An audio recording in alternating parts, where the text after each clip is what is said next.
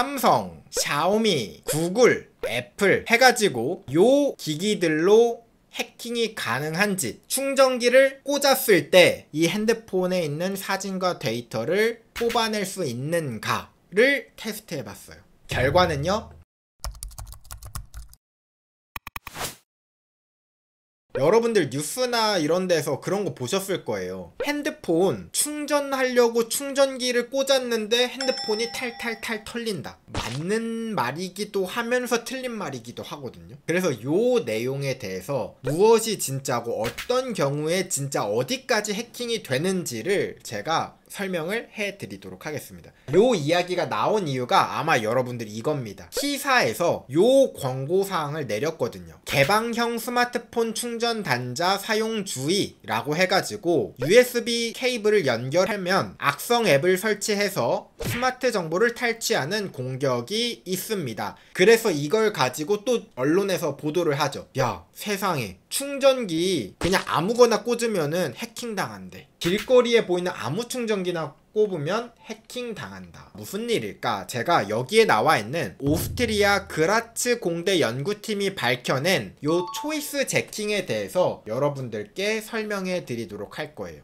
자, 요 초이스 제킹이라고 실제로 논문이에요. 요걸 이해하려면 여러분들 요 단어부터 먼저 이해하시면 좋습니다. 주이스 제킹.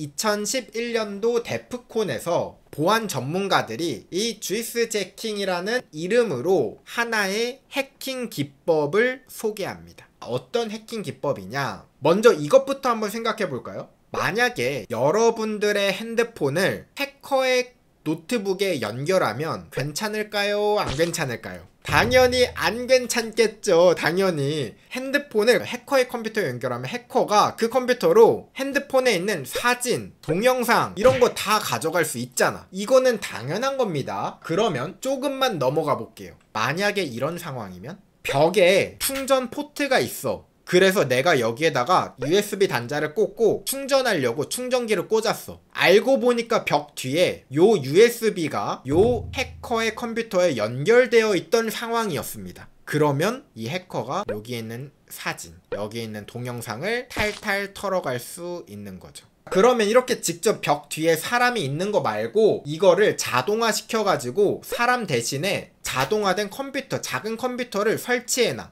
그래서 이 충전기기에 연결되어 있는 사진과 동영상을 가져와서 추출해서 공격자에게 보내는 거 만들 수 있겠죠. 이게 바로 주이스 제킹이라는 거였습니다. 이것만 들으면 문제가 될 수 있겠구나 라고 생각하죠. 당연히 애플과 구글도 쉽게 이해를 했습니다. 그러면 이 우리 스마트폰을 이용하는 사람들이 위험하겠구나. 요거를 막아야겠죠. 당연히. 그래서 애플과 구글은 그거를 2012년에 바로 고쳐버립니다. 그래서 나온 게 이겁니다. 여러분들이 컴퓨터에 핸드폰을 꽂으면 요런 메시지가 나와요. 이 컴퓨터를 신뢰하시겠습니까? 여러분들이 신뢰를 누르는 순간 이제부터 이 컴퓨터는 이 핸드폰에 접근할 수 있는 겁니다. 신뢰하지 않음을 누르면 접근을 못해요. 그래서 이걸 어떻게 하면 우회할 수 있을까를 연구한 게 요 논문입니다. 이 논문 내용을 이해하려면요, 여러분들 먼저 첫 번째로 USB 동작 원리에 대해서부터 간단하게 이해를 해봐야 되거든요. 바로 두 가지 역할을 부여하면서 동작을 합니다. 호스트 vs 주변 장치. USB로 연결을 하면 누군가는 호스트가 되어야 되고 누군가는 주변 장치가 되어야 해요. 예를 들면 만약에 여러분들이 스마트폰을 컴퓨터에다가 연결했어. 그러면 과연 여러분들의 컴퓨터가 주인일까? 여러분들의 스마트폰이 주인일까? 애매하죠. 이거 말고 다른 예시로 보여드릴게요. 더 이해하기 쉽게. 여러분들이 노트북에다가 마우스를 꽂았어요. USB로 마우스를 꽂으면 누가 호스트일까요? 바로 컴퓨터가 호스트고요. 마우스는 주변 장치가 됩니다. 그래서 컴퓨터는 이 주변 장치에서 뿜어져 나오는 신호를 읽습니다. 이게 호스트, 주변 장치의 개념입니다. 하나 예시를 더 볼게요. 이거랑 비슷하게 여러분들의 컴퓨터에 외장하드를 꽂는 순간 여러분들의 컴퓨터는 외장하드에 있는 파일을 접근할 수 있죠. 그러면 여러분들의 컴퓨터는 호스트로 동작을 하는 거고 여러분들의 외장하드는 주변 장치로 동작을 하는 겁니다. 역할이 분명하게 나누어져 있는 거예요. 그러면 여러분들이 컴퓨터에다가 스마트폰을 연결하면 어떨까요? 바로 얘가 호스트고요. 얘가 주변 장치입니다. 그 이유가 무엇이냐? 여러분들 컴퓨터에서 여러분들의 핸드폰 안에 있는 파일, 이미지, 사진 이런 것들을 불러 읽어드리죠. 그래서 USB를 연결한다라는 거는 호스트와 주변 장치 역할이 나눠서 동작을 합니다. 내가 호스트이면서 동시에 주변 장치처럼 동작을 못합니다. 예를 들면 이거예요. 스마트폰에도 우리가 USB로 마우스나 키보드를 연결할 수 있죠. 그런 것처럼 내가 이 스마트폰을 컴퓨터에다가 연결했는데 컴퓨터가 스마트폰에게 키보드로서 키보드 입력을 입력하는 게 불가능합니다. 동시에 진행이 안 돼요.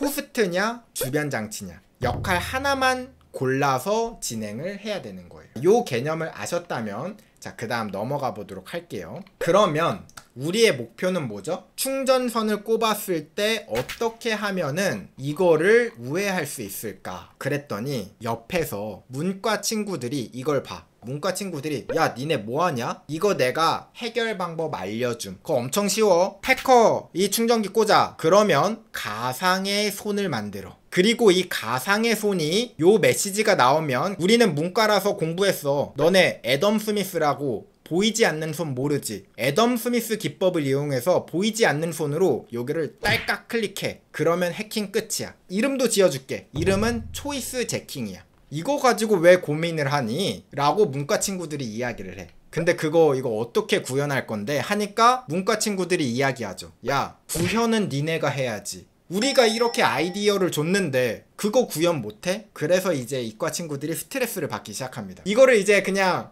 얘네들은 그냥 헛소리 하는구나 하고 넘어가야 되는데 또 여러분들 아시죠? 이과 친구들은 착해. 이거 가지고 애덤 스미스의 보이지 않는 손을 어떻게 구현하지? 이걸 또 고민하고 있어. 그래서 놀랍게도 그걸 구현하게 됩니다.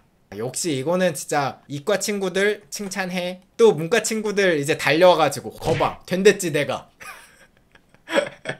과연 요 실내 버튼을 어떻게 하면 누르게 할까 고민을 하고 있는데 고개를 돌려서 한국을 보니까 어라? 한국에 이상한 해킹 사건이 있네. 여러분들 중계동 해킹 사건 아시나요? 중계동에서 인터넷 연결 없이 해킹이 됐던 사건이 하나가 있었는데 바로 블루투스 마우스를 이용해서 장난질을 했던 거예요. 오케이. 이거 잘 활용하면 안 될까? 만약에 요 스마트폰에다가 우리가 마우스를 연결해. 마우스를 연결한 다음에 여기에서 마우스로 움직여서 실내를 딸깍 클릭하면 되는 거잖아. 간단하죠? 근데 여기서 장애물이 하나가 있어요. 만약에 우리가 스마트폰에다가 이렇게 마우스를 연결한다고 가정해봐요. 그러면 호스트 역할, 주변 장치 역할로 이렇게 나눠지게 돼요. 그래서 만약에 우리가 여기서 마우스 딸깍을 클릭할 순 있어. 근데 클릭이 돼버리면 이제 뭐냐? 호스트와 주변 장치이기 때문에 얘가 얘의 파일이나 사진을 접근할 수가 없습니다. 얘가 주인이기 때문에. 그래서 우리는 악성 케이블이 호스트인 상태에서 신호를 줄 수 있는 방법을 찾아야 돼요. 그래서 여기에서 연구진이 주목했던 방법이 하나가 있습니다. USB PD 데이터 롤 스왑이라고 하는데 내용 너무 어렵죠? 자, 쉽게 설명해 볼게요. 쉽게. 여러분들 USB-C 타입 아시죠? USB-C 타입에는 굉장히 엄청난 기능이 들어 있습니다. USB PD라는 프로토콜이 있어요. PD는 파워 딜리버리라는 약자인데 이 USB PD를 이용하면 호스트와 주변 장치의 역할을 바꿀 수 있습니다. 동시에는 안 되지만 자, 이걸 바꿀 수가 있어요. 그래서 어떻게 할 거냐? 첫 번째, 먼저 피해자가 충전기를 연결하게 만들어. 그러면 어떤 메시지가 떠? 이런 메시지가 뜨죠. 자, 이런 메시지가 뜨는 순간 내 충전기는 주변 장치로 전환. 그래서 마우스나 키보드처럼 허용을 클릭하게 함. 그런 다음에 다시 호스트로 전환. 스마트폰 접근. 아이디어는 이겁니다. 근데 애플과 구글이 바보겠어요? 이걸 냅두겠어? 아니죠. 냅두지 않습니다. 그래서 어떻게 하느냐, 주변 장치로 전환되었다가 호스트로 전환되면 다시 뜹니다. 그래서 딜레마야. 내가 만약에 이걸 클릭하고 싶어서 주변 장치로 전환시키잖아요? 그럼 이걸 클릭한다 쳐. 그럼 다시 호스트로 전환하면 다시 이거 해야 됩니다. 그러니까 이게 동시에 진행이 안 돼요. 그러면 이거를 어떻게 해결할 것인가? 여기 연구진들이 크게 3가지 전략을 가져왔습니다. 어떤 전략들이냐? 첫 번째 전략이 이겁니다. AOAP입니다. AOAP는 무엇이냐면 안드로이드 오픈 액세서리 프로토콜입니다. 자, 이 안드로이드 오픈 액세서리 프로토콜은 무엇이냐면 지금 우리가 아까 요렇게 이야기했잖아. 호스트와 주변 장치로 연결이 되는 순간 역할이 하나밖에 못해. 호스트가 주변 장치에 입력 신호를 받는 순간 주변 장치로 인식된 애는 얘에서 데이터를 못 가져옵니다. 근데 이게 생각해보면 은근히 불편한 지점이 있습니다. 바로 어디? 자동차. 가정을 해봐요. 여러분들이 자동차에서 USB로 폰을 연결한 다음에 음악을 들어. 그러면 누가 호스트일까요? 당연히 자동차가 호스트로 동작하고 폰이 주변 장치로 동작을 하게 됩니다. 핸드폰 안에 있는 음악을 가져와서 재생을 하니까. 그런데 자동차에서 만약에 다음 곡 넘어가고 싶네? 그래서 다음 곡 넘어가기 버튼을 눌렀어. 자동차에서. 그러면 자동차에서 이번에는 폰한테 다음 버튼을 누르는 신호를 줘야 됩니다. 호스트이면서 폰한테 다음 버튼으로 누르게 하는 신호를 줘야 됩니다. 이런 애매한 상황이 있어. 그래서 만든 게 AOAP입니다. 안드로이드 기기에서는 이런 것들을 해결해 주겠다라는 취지에서 나온 거고요. 어떻게 하느냐, 만약에 내가 이 자동차에다가 스마트폰을 연결하면은 액세서리 모드로 동작할 거냐, 이 허용 버튼이 나옵니다. 그럼 허용을 누르는 순간 얘는 AOAP 신호를 기다리게 됩니다. 그래서 우리가 자동차에다가 들어가서 다음 버튼을 누르는 순간 AOAP의 HID 신호가 넘어가면 얘가 호스트이긴 하지만 신호를 줄 수가 있어요. 이런 기능을 만들어 놨어요. 근데 이거의 전제 조건이 있죠. 스마트폰에서 요 신호를 받겠다고 허용을 눌러야 돼. 똑같이 알림창을 눌러야 돼. 좋은 아이디어였는데, 좋은 접근이었는데 허용을 눌러야 되잖아. 어쨌든 그런 줄 알았어요. 허용을 눌러야 되는 줄 알았어. 근데 연구진이 밝혀낸 충격적인 결과,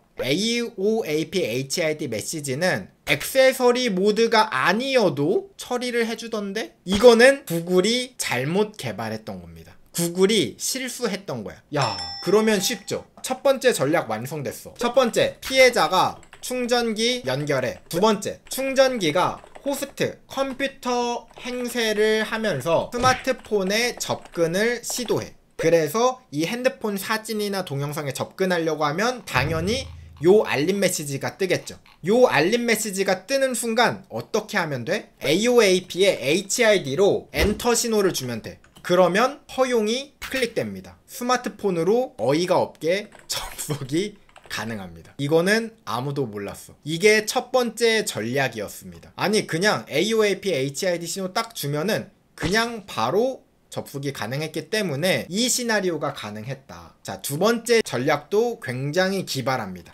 두 번째 전략, 일을 많이 쌓는 겁니다. 어떻게 하냐면, 먼저 우리가 피해자가 충전기에 연결을 하면 그때는 어떤 동작을 한다고요? 충전기가 호스트 행세, 컴퓨터 행세를 함. 그러면 요 메시지가 뜰 텐데 처음에 좀 다르게 접근합니다. 주변 장치 행세를 먼저 하는 거야. 어떻게 하냐면 엔터 신호를 엄청 많이 보내. 그냥 100개, 1000개, 10,000개 막 엄청 많이 보내. 그러면 이 신호를, 스마트폰도 기계죠. 일하는 사람도 사람이잖아. 이런 것처럼 스마트폰도 기계잖아. 얘를 모든 걸 동시에 처리할 순 없단 말이에요. 그래서 이런 주변 장치에서 들어오는 입력 신호를 관리하는 큐라는 게 존재해요. 이 큐는 일거리를 순차적으로 처리하기 위한 공간이라고 생각하면 돼요. 주문이 막 밀려 들어와 있다고 생각하면 돼요. 그 상태에서 하나씩 나는 아이고 하면서 꾸역꾸역 처리하고 있는데, 그 상황에서 갑자기 충전기를 호스트로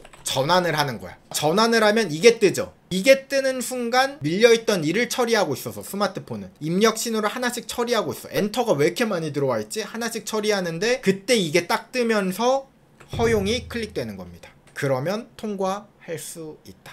정말 창의적이죠. 여러분들 해킹이 기술적이어서 어려운 거지 요 기술을 우리의 말로 풀어서 설명하면 여러분들도 다 이해할 수 있어요. 이 기술이나 이런 좀 테크니컬한 게 좀 어려워서 처음에 접근하기 힘든 거지 요 안에서 일어나는 일들은 그냥 사람들의 사기와 비슷한 겁니다. 그럼 좋아. 첫 번째 전략, 두 번째 전략 만들었어. 이제 논문 내려고 했더니 갑자기 대학원생이 반대합니다. 교수님, 지금 어디 큰일 날 소리를. 이렇게 논문 내면 구글한테 고소당해요. 아니 왜 애플 기기는 안 건드리고 구글만 이렇게 해킹하면 큰일 나요. 아니 구글만 취약해서 한 건데 뭐 내가 어떻게 하라고 하니까 어쩔 수 없죠. 애플도 어떻게든 해야 돼. 그래서 세 번째 전략이 나옵니다. 세 번째 전략. 야, 이것도 신박합니다. 애플은 지금 이 AUAP 메시지라든가 혹은 뭐 USB-C 타입 이런 걸 잘 안 쓰잖아. 그러니까 애플은 조금 논외였단 말이야. 그래서 이 T3 과연 어떻게 할까? USB-C 타입을 쓰는 특정 아이패드 기기에서만 가능합니다 라고 거기 적혀져 있어요. 자, 그럼 어떻게 하느냐? 지금까지 문제는 무엇이냐? 한번 이 호스트와 주변 장치가 결정이 되면 얘가 동시에 처리가 안 돼. 그래서 문제였잖아요. 내가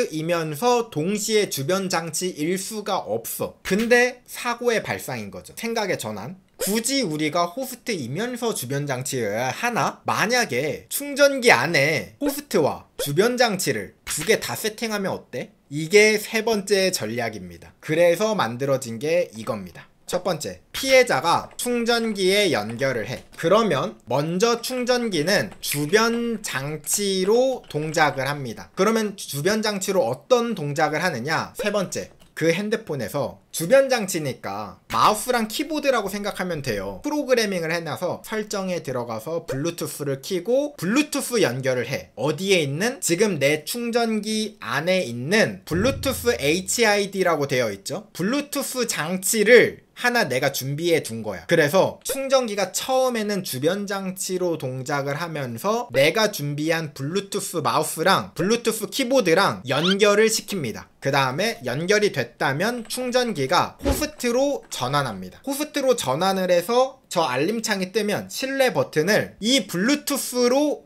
클릭을 하게 만드는 겁니다. 그러면 해킹 끝.